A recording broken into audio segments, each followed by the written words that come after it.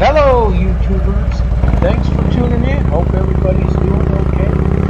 Hope you like my videos. So please like, subscribe, share with your friends and family, and hit the notification bell so you won't miss it. Thanks a lot. Hi, I just want to remind everybody that we're having the meetup on June 14th, Sunday at 11 a.m. in the Maverick at Highway 69 and Country Club Drive and Fane Road. Hope everybody that wants to come will come. Thank you. We went up to Moab, Utah 2 years ago, was it? No, 3 years ago. 2017. We waited till after is it Labor Day? Yeah, in September. Yeah, Labor Day. We waited till after Labor Day to go. We left the day after Labor Day. Oh man. We didn't make any reservations because I had looked online and there was all kinds of places said for like $69 a night and that. We got up there, most places were full. Or they had 1 or 2 rooms left and they were like 120, 130. So we spent one night up in Moab at 120 some dollars a night.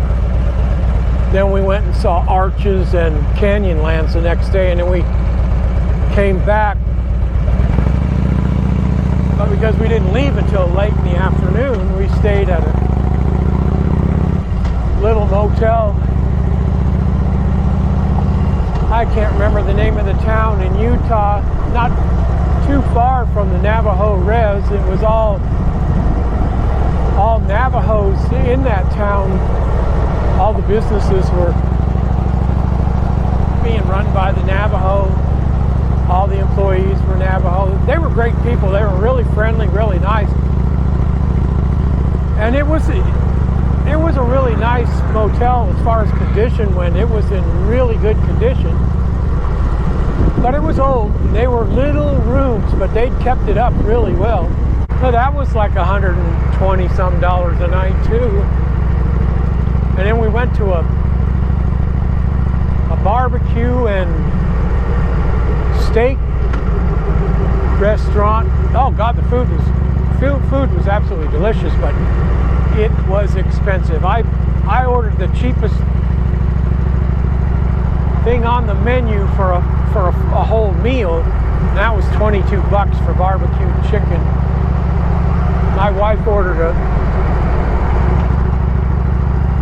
pulled pork sandwich, and then she shared my sides.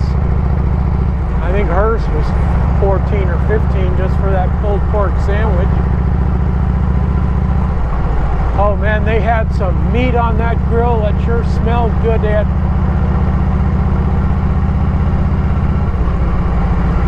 what was it? 1 1/4 pound T-bone steaks, but they were $34 for the dinner. I couldn't afford it. And they had prime rib for $31 for the dinner. I couldn't afford that either. There was this one Navajo waiter. He was funny. He kept coming in and talking like he was from the South. When people would come in, he'd say, "How y'all doing? Pull up a chair, sit right down. I'll be right with you." He was speaking like he was from Texas or Louisiana or Georgia, someplace. I know all those places have a different accent, but you know what I mean.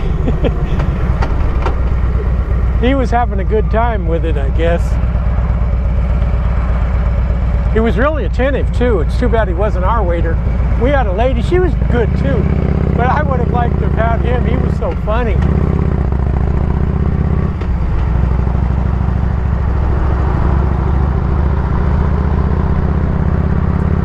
Boy, I just thought of something. That Navajo res has really got hit hard by that illness.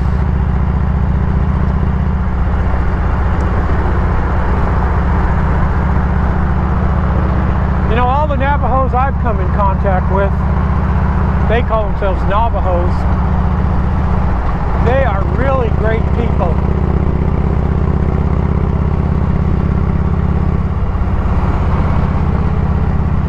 The ones in businesses, they know how to give good customer service. However, if you're actually doing business with them, not just, you know, staying at their motel or getting something to eat, it can be a little difficult because their customs are you don't go right to business. Like I've known people that deal with the jewelry and the rug makers, and when they go up there to buy stuff and then sell it at outrageous prices in this tourist trap shops around here. But they go up there and you can't just say, well, I'm here to buy some jewelry, what have you got? Or I want to buy 15 rugs or 20 rugs, whatever. You can't do that. You have to go through all this socialization first. How are you doing? How's your family? Is your son or daughter still at such and such a place? Do they still have their particular car, motorhome, or whatever? You know, you got to go through all that, and then wait. You don't tell them you want to buy the jewelry. You got to wait until they offer to sell it to you. They say, well, while you're here, would you like to look at some jewelry, or would you like to look at a rug? And oh, since you're here, you know, I've got all this merchandise. Are you interested? You got to wait till they bring it up. Fortunately, you don't have to wait for the server at the restaurant to bring up what do you want to eat. By the time I get to a restaurant, I'm always hungry, and thankfully they take care of business right away there. But they are great people, and for being ignored and even persecuted for so long, they're just great people. Everyone I've ever met is a great person, and I always hear how, you know, the men are nothing but drunks. Well, I know when I lived in Alaska, a lot of the Indians in Alaska on the reservations, they were drunk all the time. But I have not encountered that with the Navajos or the Apaches or the Yavapai.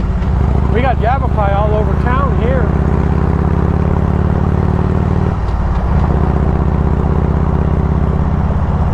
Of course, all the ones I meet, they're all working. They either have their own business or they're working in a motel, restaurant, casino. When you go up through Tuba City and stop at the fast food places or Kayenta, they're all Navajo working in there, and they're all hard workers. It looks to me they're not sitting there playing on their phones or giving you monotone crazy responses like some of these kids here with their spiked hair and shaved on the sides of their heads. Seems like they take work seriously. And the Yavapai here, they were dirt poor forever until this casino thing came into being.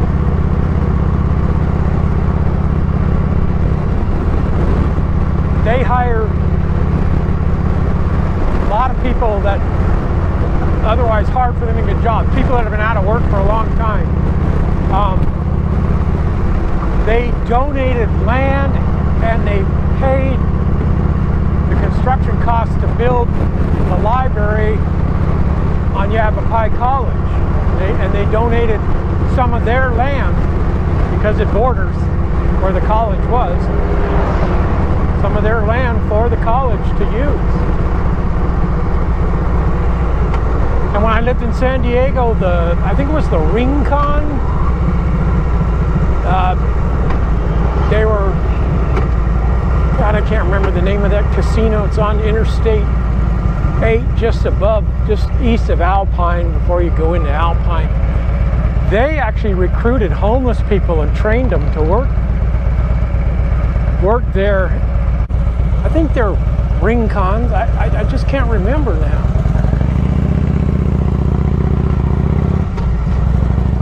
And we used to go to powwows a lot, and we met many Native Americans, different tribes at the powwows, and they were all really nice people. And a lot of the powwows that we've gone to in California and here, their MC was Navajo, and he was just as funny as can be. It was always a guy. It wasn't always the same guy. But they always telling jokes. And I remember being there and saying, gee, not many people are laughing, but this guy is hilarious. And we went to a powwow in Balboa Park in San Diego. The guy was absolutely hilarious. Oh, and that reminds me, there's a YouTube channel. Patrick is a Navajo. I'll try to remember to put a link in the description for his channel so you can check it out. He and his friend that do this, they do like a talk show thing on there. They are just hilarious too. They are so funny. Now they have some serious moments on there too. And of course they are real concerned about this virus going around. But they had a really funny skit on there about somebody hitchhiking on the reservation, and this woman driving, she says, "Oh, don't pick him up, he's a skinwalker." And if you don't know what a skinwalker is, a skinwalker in Navajo and some other Native American religions is a spirit that's taken over somebody's body.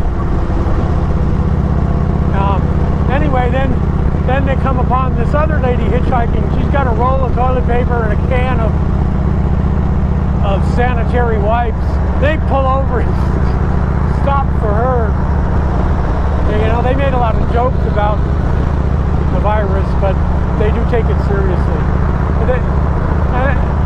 They're really good guys, and they're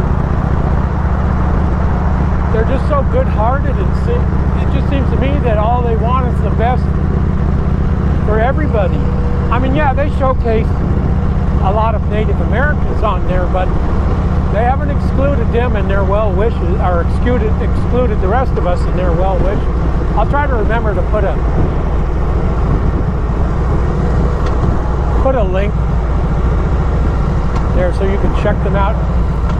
Sometimes he puts a video out every few days, and then other times he goes a month or so. At one point I thought, oh man, I wonder if he got sick because I didn't see their video. I wonder if one of them got sick.